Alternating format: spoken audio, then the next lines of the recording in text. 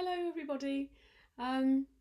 Today we're going to talk about what actually essentially is a massive subject called forgiveness. And really the reason it's so massive is it's intertwined into so much of the tapestry of how we live and how our ego works that there's no way one YouTube post can deal with it.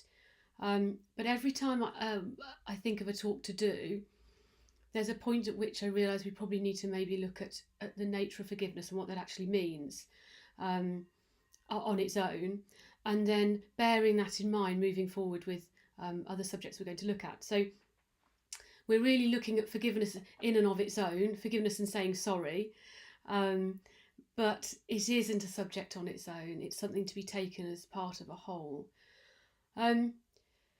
And the first thing we need to look at when we're looking at forgiveness is that most of us misunderstand not only what forgiveness is, but its role in allowing us to be at peace with the now and not in the turmoil that most of us feel in a lot of the time, especially when we remember or think about past wrongs or past hurts. So the most important thing that we start with forgiveness is a sentence I use a lot, which is forgiveness doesn't let them off the hook. Forgiveness lets you off the hook. And we'll expand on that. So it doesn't, what we're saying is that forgiveness in and of itself doesn't say that what was done is okay. So think of any scenario you like that you would like to find a place in you to forgive. And what normally stops us is that we think that by forgiving that person, or heaven forbid saying sorry to that person, more of that later, to forgive that person means what we're saying is that's all right. It's okay that you did that. I don't mind that you did it. It didn't do any damage or any hurt. And that's one of the things that stops us dead in our tracks. It's one of the ways that most of us don't go down the road of understanding forgiveness, because we think it's saying you're right, I was wrong, or you were never wrong in the first place, or anything that means that we feel lesser in the company of the person that we think needs our forgiveness. So when we look at it, and we look at it in the terms that forgiveness lets you off the hook, not them, it also doesn't mean that we're using that forgiveness to punish them. I'm going to let myself off the hook and you can stay in your mess because I'm doing this so that you stay in your mess and I feel good. That's not the nature of it at all. Forgiveness allows you to move on. So let's say this is you and this is someone you think has done something to you that needs forgiving, and it's 5 years ago, say. And this person has done it and they know they've done it and you're there. Okay, there's no space for you to move. You're both in a deadlock because you are waiting for a sorry from this person that's here, and you can't move from here until you've had a sorry, and when you've had a sorry, then you can forgive them and you can both go on your merry way. The fact remains that never rarely happens. I mean, think of one time in your life really when someone's gone, I was so wrong, you were so right, it's as black and white as that, I'm bad, you're good, I'm so sorry, can we move on from this? Even if it begins like that, then tends to be a discussion afterwards about what the role each other played. Well, I am sorry, but you did this. So, yeah, no, I'm sorry for that, but you did that. And each of you owning each other's part, wanting sorries for each other. And it never happens. People spend their entire lives waiting for people to say sorry. Waiting for, I cannot move on until he knows how much he hurt me. Or until I get a sorry, until I get an apology, until he says sorry, until she says sorry, I can't move on. All you do is hold yourself here. That's painful. That's not living a life, that's waiting for something to happen so you can live a life. And what we do with sorry and forgiveness is that we free ourselves.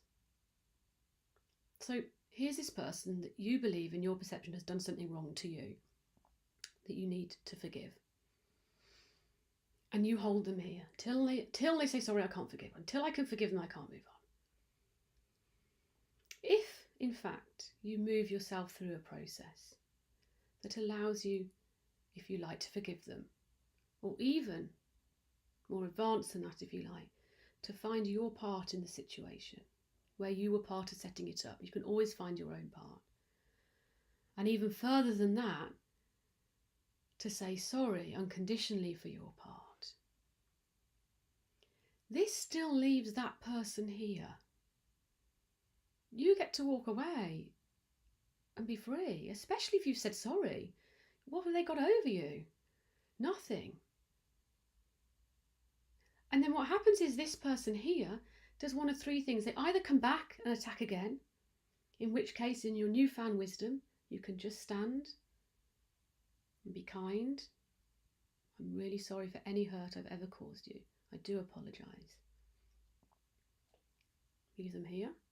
And when that stops working, sometimes they simply turn on other people, and those people have to learn that, or they stay where they are, but you still leave them here. Or, best case scenario, they turn in on themselves. And when people turn in on themselves, normally there's a great awakening. And they begin to see themselves and learn about themselves in the way that you have had before you've done this bit. And then they start to free themselves. But you don't free anybody by saying sorry. You free you. You literally say, I get I had a part in this. I can see it. Sometimes we have to really look hard for our parts because we don't want to see how we are part of our own suffering, how we set situations up so that people act in ways that hurt us, and then we can hold them there as the person that did us wrong. And as I say, this forgiveness thing is wrapped in the tapestry of so much of life, and we will cover why that's difficult, why the ego finds it difficult, why we often choose to stay the victim rather than move away. But that's what forgiveness is. Forgiveness is freeing yourself from the situation. Making amends, which is what sorry is. It's not sorry where we go, I'm sorry for that, not for that, I'm sorry for that, but you did this, so you apologise for that and I'll apologise for that. That's conditional. That holds you here. You both playing the game again. Amends, proper amends, saying sorry, owns your part, and it doesn't ask anything of the other person. So one of my best lines for it, if there's multiple things that I feel I need to make amends for, would be, I am sorry for any hurt I've ever caused you in your life. And nothing else. There are amends I've made where I've made amends for specific things. But that's a good general one. The tricky with it is that your ego wants to be right, really doesn't want to be wrong. And it certainly doesn't want someone else to think that they're right and you're wrong. And another big thing that stops us saying sorry, stops us owning anything, is that when you say sorry to this person and they're here, or you just simply forgive them and they're here, they don't know you're doing it to free you. All they hear is, oh, he said they're sorry. Oh, they apologised to me, it's okay. And you know, in your dark moments, damn, what they think is, I've said, I'm wrong, I'm to blame, you're right, and all right, and it's okay. And the trick to forgiveness and saying sorry is making your peace with that. Because you cannot control what this person here thinks of your amends or your sorry. You can only know that your life is better and freer because you did it. They have nothing over you. Apologise. Apologise for everything. You don't lose anything. You don't lose anything. You can feel a bit low, but you don't lose anything. And this person here stays here, maybe enjoying the feeling that they're right all along and you're wrong, but there's no growth in that for them. There's no growth in turning on someone else. There's only growth in an enlightened moment where they begin to look at their own self and their own behaviour, and they can begin to blossom too. But nobody does that for anybody else. Nobody ever teaches anybody a lesson. You know, when people say, "I'm going to teach him a lesson," it doesn't really happen.